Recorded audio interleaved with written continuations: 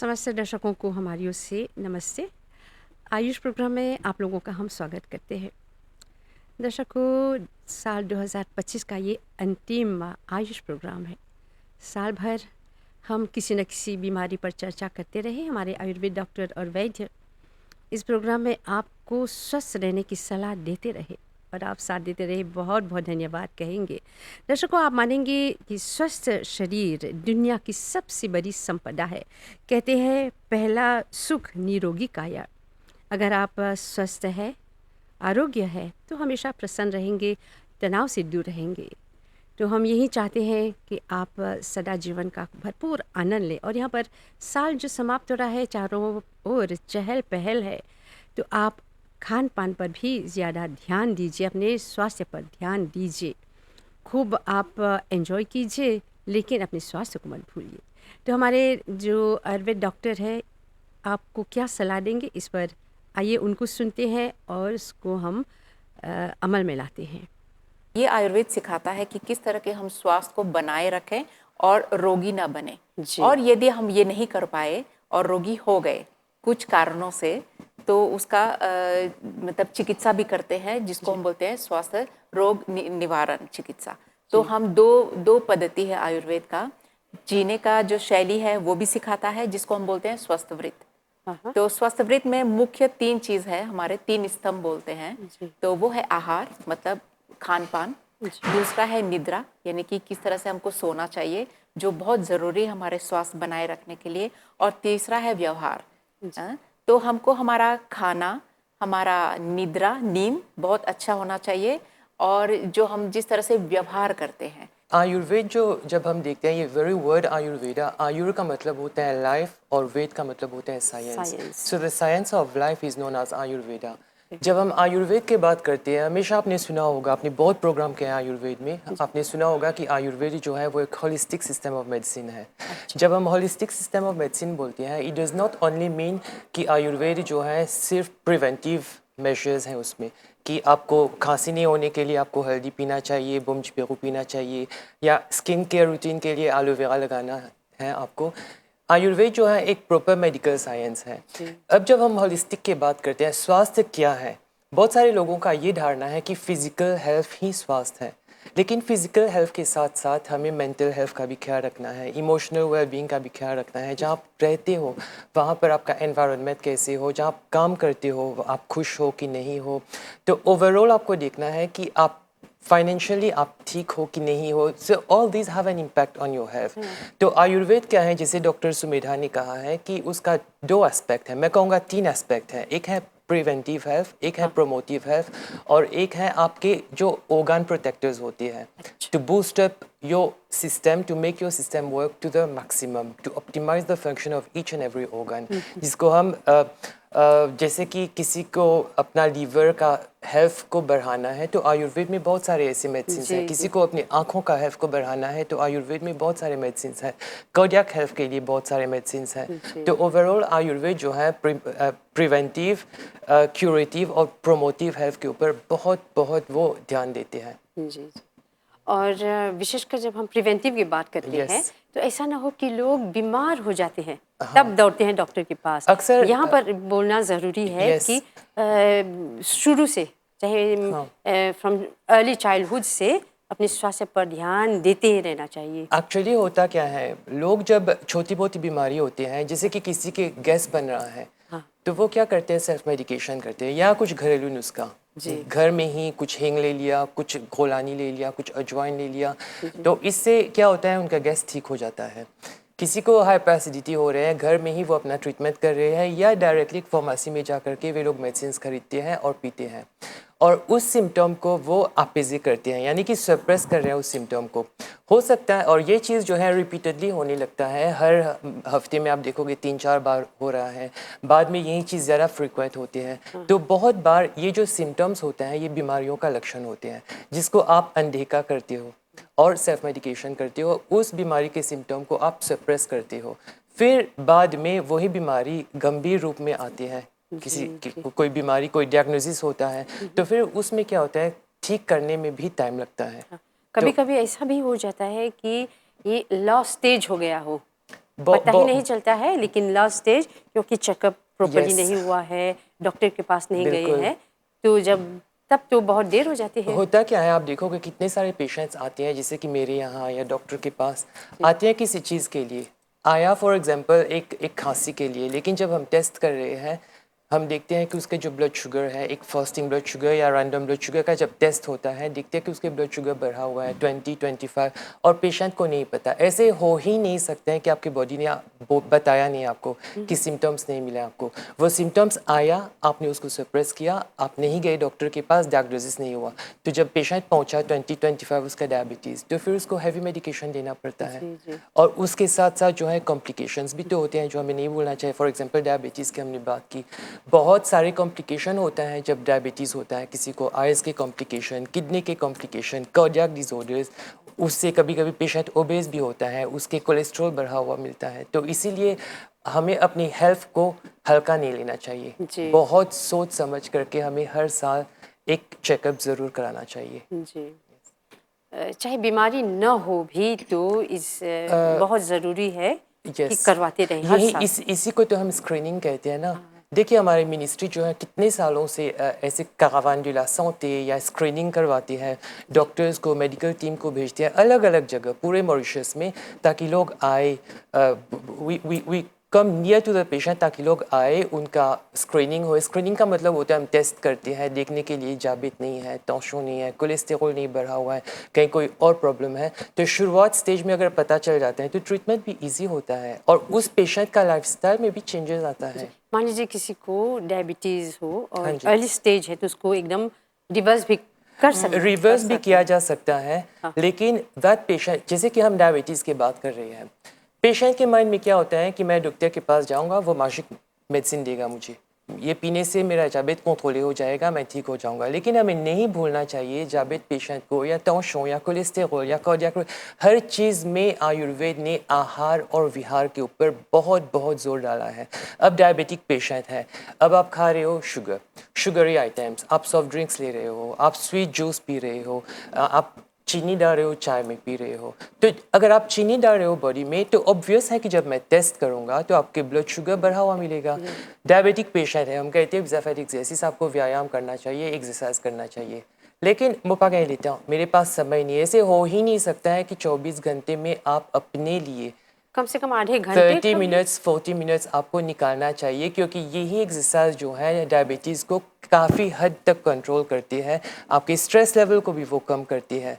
हम कहते हैं कि पानी पीना चाहिए, पानी तो फ्रीली अवेलेबल है, क्यों नहीं पीते हैं मेरे को समझ में नहीं आता। आप पानी पियोगे, पेशाब करने ज़्यादा जाओगे तो काफ़ी हद तक शुगर निकल जाता है बॉडी में। तो इसे कहते हैं नेग्लिजेंस। pas prendre compte।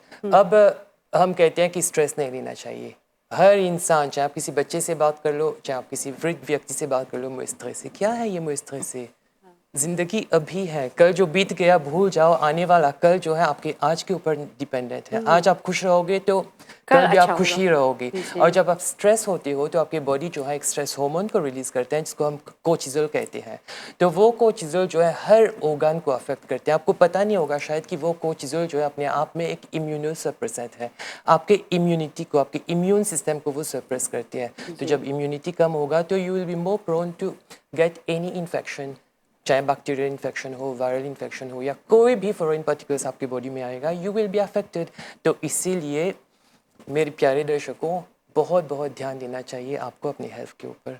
अब हम 2025 के अंत तक आ पहुँचे हैं, 26 में प्रवेश कर रहे हैं। हर दम ऐसे होता है कि नया साल आता है तो एक अच्छा सा रिजॉल्व, संकल्प हम करते हैं।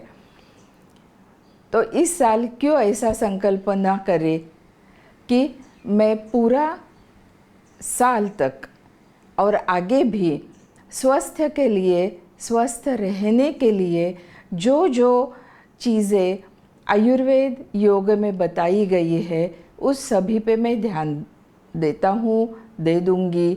इस तरीके से यदि संकल्प किया तो आयुर्वेद और योग दोनों साइंस को हाथ में रख के चलोगे तो आपको स्वस्थ होने के लिए प्रयत्न करने की ज़रूरत ही नहीं है, क्योंकि दोनों साइंस कहते हैं कि वे ऑफ लाइफ है, वो कैसे ज़िंदगी जीना है, कैसे हमारा दिनचर्या होना चाहिए, कैसे हमारा ऋतुचर्या होना चाहिए, कैसा खान पान होना चाहिए, कैसे हम सोचना चाहिए, कैसे सोना चाहिए, क्या खान पान में क्या क्या होना चाहिए, ये सब चीज़ें अत्यंत बारीकाई से आयुर्वेद में बताई गई है। हमारा एज ए ह्यूमन बीइंग जो अस्तित्व होता है वो सिर्फ शरीर से नहीं रहता है। योग में तो पंचकोश संकल्पना बोली है कि कौन से स्तर पे हम यहाँ जीते हैं, तो उसी हर एक स्तर को अच्छा सा उसका स्वास्थ्य ठीक करते करते यदि आप जिएंगे तो शरीर, मन, आत्मा, बुद्धि, भावना, इस सब स्तर पे हम स्वस्थ रहेंगे। बाद में एक होता है कि कोई भी सेलिब्रेशन आए, ईयर एंड हो या ईयर की शुरुआत हो, हम कुछ मद्यपान एंजॉयमेंट के लिए, सेलिब्रेशन के लिए लेते हैं, लेकिन वो किसी भी तरह से सोचा जाए तो एक बुरी आदत या बुरी संकल्पना है, बुरी ट्रेडिशन है। तो एज अ वैद्य हम आप सबको एक संकल्प देते हैं कि सेलिब्रेशन हम स्पिरिचुअल तरीके से करें, हमारा शरीर आरोग्य स्वस्थ रखने के लिए संकल्प करके करें, लेकिन मद्यपान नहीं करेंगे। इस तरह से हमारा आयुष्य, हमारा नया साल और अगला साल हम अच्छी तरह से बिताएंगे। इसी संकल्प से, इसी डिटर्मिनेशन से नया साल आप सबको आनंददायी हो, सुखायु हो, दीर्घायु हो, स्वस्थ हो, इसी कामना से आज आपको धन्यवाद देती हूँ और बधाई देती हूँ। फिजिकल एक्टिविटी के बिना आप एनसीडी से फाइट नहीं कर सकते। डी एडिक्शन आपको करना पड़ेगा। प्राणायाम और योगा आपको बहुत बहुत हेल्प करते हैं। अगर आप रेगुलर योगासन करते हैं, अष्टांग योग का पालन करते हैं, ब्रीदिंग एक्सरसाइजेस करते हैं, तो आपको बहुत हेल्प मिलती है। आपको पोस्चर्स आपको हेल्प करते हैं। आपके जो अनयूजुअल ऑर्गन्स हैं जो कि नॉर्मली हिलते ही नहीं हैं, जिनका जो बहुत स्टेशनरी ऑर्गन्स हैं, पेनक्रियाज है, किडनी है, जब हम ट्विस्टिंग करते हैं, विभिन्न आसन करते हैं, तो उन ऑर्गन्स का मोबिलाइजेशन होता है। जब वो ऑर्गन थोड़ा मोबिलाइज होते हैं, थोड़ा हिलते हैं, तो उनमें ब्लड सप्लाई अच्छी होती है, उनमें क्लॉगिंग कम होती है। प्रॉपर प्राणायाम करने के साथ में विशेषकर कपालभाति, आपको बेटर ऑक्सीजन सप्लाई मिलती है आपके सेल्स के लिए। हमने कोई हर्ब बोला, आप जाके मार्केट में ढूंढने लग गए और खाने लग गए, वो सेल्फ मेडिकेशन नहीं करना। मुझे बहुत खुशी होती है देखकर कि जो यहाँ पर 6 गवर्नमेंट हॉस्पिटल्स हैं, उनमें आयुर्वेद मेडिक्लिनिक्स हैं, उनके डॉक्टर्स बहुत ही वेल ट्रेन्ड हैं, उनका क्लिनिकल एक्सपोजर बहुत अच्छा है। तो आपको तुरंत जाकर अपने नियरेस्ट आयुर्वेदा डॉक्टर को मिलना है, उसको बताना है कि मेरी ये कंडीशन है, ये मेरी ब्लड रिपोर्ट्स हैं, वो आपको चेक करेंगे, वो आपको आयुर्वेदा हर्ब्स एंड मेडिसिन देंगे। बहुत ही अच्छी क्वालिटी की हर्ब्स आपकी गवर्नमेंट मंगवाती है। आयुर्वेदा मेडिक्लिनिक्स के लिए 200 से अधिक प्रकार की दवाइयाँ आती हैं और वो सभी आपके लिए अवेलेबल हैं। तो आप खुद लेने की बजाय सेल्फ मेडिकेशन कभी नहीं करना। ना कोई अपनी वेस्टर्न मेडिसिन को आपने कम ज्यादा करना है, ना आयुर्वेदिक मेडिसिन आपको खुद लेनी है। आयुर्वेदिक डॉक्टर को जाकर मिलना है, वो आपको असेस करेंगे। होलिस्टिक साइंस की बात आती है तो आयुर्वेद के साथ योग की बात आती ही है, because yoga is the part and parcel of Ayurveda. हर एक आयुर्वेदिक फिजिशियन को योग सीखते हैं, सिखाते हैं पेशेंट को, लेकिन हमें लगता है कि योग एक अलग कुछ है कि जो कुछ दिन के लिए क्लास में जाए, सीखे। मैंने एक योग का कोर्स किया ऐसे बोलते हैं, लेकिन ऐसे नहीं है। दिन प्रतिदिन उसका अभ्यास होना चाहिए।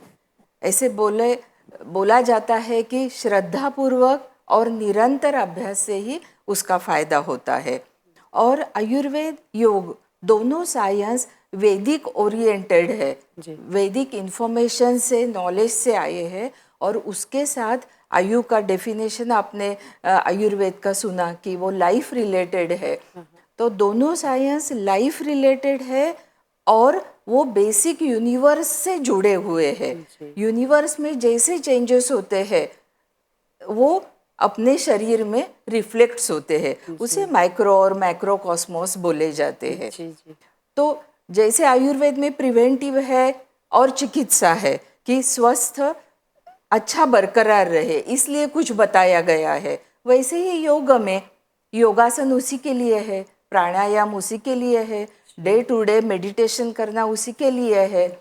और यदि किसी कारण से स्वास्थ्य बिगड़ गया तो अब योग चिकित्सा नाम की योग थेरेपी ये एक बाय प्रोडक्ट बढ़ने लगा है, क्योंकि अब अभ्यास हुआ है, रिसर्च हुआ है कि जो साइकोसोमैटिक डिसीजेस है, यानी कि शरीर में व्याधि दिखता है, डिसीज दिखता है, लेकिन symptoms है। उसमें मन डिस्टर्ब होने का, स्ट्रेस का बहुत बड़ा कंट्रीब्यूशन है। यदि शरीर के साथ, चिकित्सा के साथ मन को भी स्वास्थ्य दे, मन बैलेंस करे, तो वो व्याधि कम होता है। डोज मेडिसिन का ठीक से चल रहा है, वही लाइफ चल रहा है, तो भी कभी शुगर बढ़ जाती है। पूछा क्यों ऐसे, तो पेशेंट बोलते हैं नहीं हर रोज का खाना खा लिया तो क्यों बढ़ गया।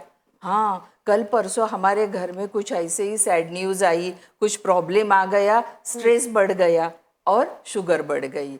इसका मतलब इस व्याधि में अपना मन विचलित होना, डिस्टर्ब होना, इम्बैलेंस होना, इसका बड़ा कंट्रीब्यूशन है।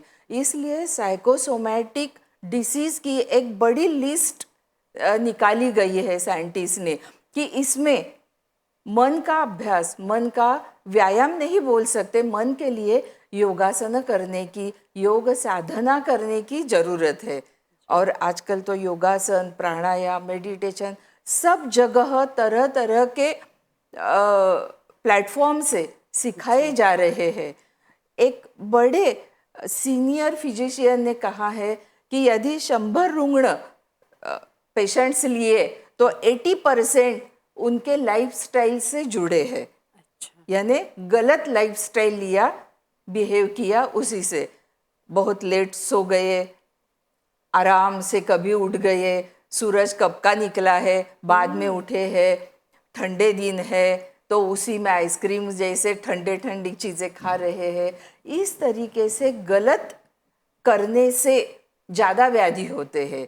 दूसरा, हम लोग गलत तरीके से बैठते हैं, गलत तरीके से सांस लेते छोड़ते हैं, इसलिए प्राणायाम काम में आता है। पोस्चरल जो कंप्यूटर में काम करते हैं वो तो इतना ऐसे अपनी फिंगर्स यूज करते हैं, एक टिपिकल पोस्चर में बैठते हैं जिसमें शोल्डर्स ऐसे आगे झुकते हैं, उनकी गर्दन गलत होती है। कभी भी देखो कोई इंटरनेट सर्फ कर रहा है तो जैसे कुछ छूट के जा रहा है वैसे वो ऐसे करके ऐसे करता है। तो ये जो गलत पोस्चर है इससे बैक एक, नेक एक, खूब ऐसे प्रॉब्लम्स, हेडेक ये होने लगे हैं। तो शारीरिक व्याधि, मानसिक व्याधि, इसीलिए कौन स्वस्थ है और किस लिए योगाभ्यास करना चाहिए, तो फिजिकली फिट रहना, इमोशनली बैलेंस्ड रहना, मेंटली काम ट्रैंक्विल रहना, ये जो क्वालिटीज़ आपके दिनचर्या में हर एक व्यवहार में लाए तो आप डिसीज से, व्याधि से दूर ही रह सकते हैं। और यदि कुछ इधर उधर डिस्टर्बेंस हो गया तो फिर उसमें भी कुछ चिकित्सा है, योग में है, आयुर्वेद में है। यदि दोनों साइंस एक साथ करके पैरेलल, जैसे कि ट्रेन की 2 पटरी है, वैसे योग और आयुर्वेद एक दूसरे को कॉम्प्लीमेंट करते हैं। दोनों अपने लाइफ में लाते आप चलते रहे तो बिल्कुल आप स्वस्थ रहेंगे। डॉक्टर के पास जाके हमको बड़ा आनंद आता है जी।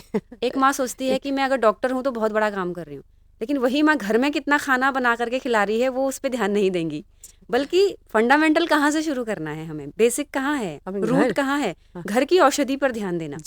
डॉक्टर के पास जाना सोल्यूशन नहीं है, सोल्यूशन है घर में औषधि बनाना। तो आयुर्वेद के अनुसार अन्न को औषधि बोला गया है। तो जो भी हम अन्न खाते हैं पहले ध्यान रखना पड़ेगा कि मेरे स्वास्थ्य पर इसका क्या क्या असर पड़ने वाला है। जंक फूड खाते हैं, पिज़्ज़ा खाते हैं या फिर कोल्ड ड्रिंक्स पीते हैं या पैकेट बंक फूड्स खाते हैं, ये हमारे शरीर को कितना इफ़ेक्ट कर रहे हैं। क्योंकि नया साल आ रहा है, इसलिए मैं इस बात को और गहराई से रखना चाह रही हूँ कि जितने भी लोग हैं नए साल में, प्लीज़ इस बात का ध्यान रखें कि अंदर क्या जा रहा है। ये एक मंदिर है शरीर जी। इसमें हम कुछ भी डाल रहे हैं। और हमारे यहाँ सात्विक भोजन और शाकाहार की बात की गई है। शाकाहार करें और सात्विक भोजन करें। जब हम मांसाहार जैसी चीज़ भी बहुत होती हैं, मॉरिशस में भी होती हैं, पूरे विश्व में भी होती हैं, हो सकता है यहाँ ये बात चुभ भी सकती है, लेकिन स्पिरिचुअली अगर हम किसी को कष्ट दे करके कोई भोजन हमारे प्लेट में आ रहा है तो निश्चित रूप से हमारे मन को अशांत करेगा। भोजन का ध्यान रखें, तो ये बहुत ज़रूरी है।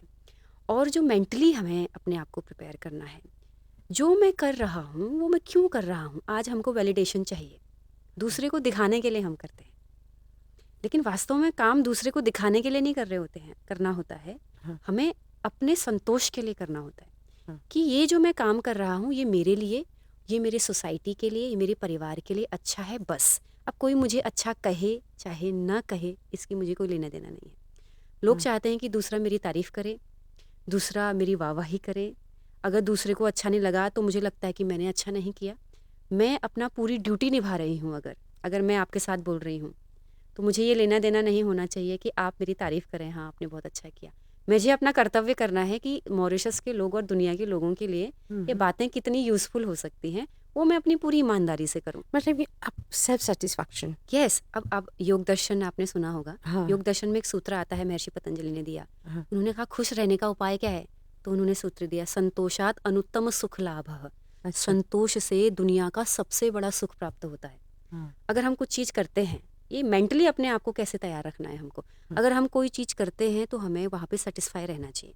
लेकिन संतोष कहते हैं किसको हैं, आलस्य को संतोष नहीं कहते जी। संतोष उसको कहते हैं जो पूरी मेहनत के द्वारा कोई काम हमने किया है, उसमें हमको जितना प्राप्त हुआ, जितना हमने पाया, उसमें संतोष करना। अरे मैंने मेहनत तो की ना, जितना पाया उसमें मैं संतोष हूँ, आगे और मेहनत करूँगा। तो संतोष से बहुत लाभ होता है। तो व्यक्ति को अपने जीवन में सेटिस्फाइड रहने का प्रयास करना चाहिए, लेकिन आलस से नहीं होता है सेटिस्फाइड होने का मतलब कि यार कुछ नहीं, जो होगा चलेगा, ऐसा नहीं। सुबह अपनी दिनचर्या ठीक हो, सुबह से लेकर शाम तक स्केड्यूल होना चाहिए कि मुझे क्या क्या करना है मेरे लिए, मेरे परिवार के लिए, मेरी सोसाइटी के लिए, पर्यावरण के लिए। मेरा एक कर्म कितना उपयोगी है, इस भाव को लेकर के काम करना चाहिए। हवा में नहीं कोई भी काम होता है। पूरे मेरे से लेकर के पूरे वातावरण तक, ब्रह्मांड तक उस कर्म की खुशबू फैलनी चाहिए, तब हम खुश होते हैं। मेंटल हेल्थ, मानसिक आरोग्य, मानसिक संतुलन, ये सारे बहुत अच्छे विषय है वो बात करने के लिए। पहली बात ये है कि अगर बताया जाए आयुर्वेद के हिसाब से, आयुर्वेद शास्त्रों में जैसे बताया गया है कि समदोष समाग्निश्च समधातु मलक्रिया प्रसन्नात्मेन्द्रिय मन स्वस्थित्यब्दीयते। ये डेफिनेशन ऑफ हेल्थ ये आयुर्वेद के हिसाब से ऐसा बताया गया है, जिसमें first lane of the shloka, ये पहली जो लेन है वो छोड़ के दूसरी वो फिजिकल हेल्थ को रिप्रेजेंट करती है, और जो सेकंड लेन है वो रिप्रेजेंट करती है मेंटल हेल्थ को। समदोष समाग्निश्च समधातु मलक्रिया ये फर्स्ट लेन है, वो फिजिकल हेल्थ को रिप्रेजेंट करती है। सेकंड लाइन प्रसन्न आत्मेन्द्रिय मन स्वस्थ्य विधीयते। प्रसन्न आत्मा इंद्रिय मन, बैलेंस ऑफ आत्मा मन एंड इंद्रिय in a balance form is स्वस्थता। यहाँ पर अपने को बताया गया है कि फिजिकल हेल्थ का importance and equal importance to mental health. Without both एक के बिना दूसरा अधूरा है। हेल्थ कंप्लीट नहीं होता है जब फिजिकल हेल्थ अलोन हम लोग रिप्रेजेंट करते हैं। मेंटल हेल्थ भी इम्पोर्टेंट है, इसीलिए इसका दर्जा दिया गया। दोनों को साथ लेके चलना है, तभी आदमी को स्वस्थ बताया जाता है। ये हो गया डेफिनेशन ऑफ हेल्थ, ये आयुर्वेद में जैसा बताया गया है। ये ऐसे जैसे मॉडर्न में हम लोग बोल सकते हैं, मॉडर्न वे में we can say mental health अपने जो इमोशनल, साइकोलॉजिकल और सोशल कंडीशन को रिप्रेजेंट करती है, जो सोचने समझने और फील करने और एक्ट करने की एक्शन को सीधा इम्पैक्ट करती है।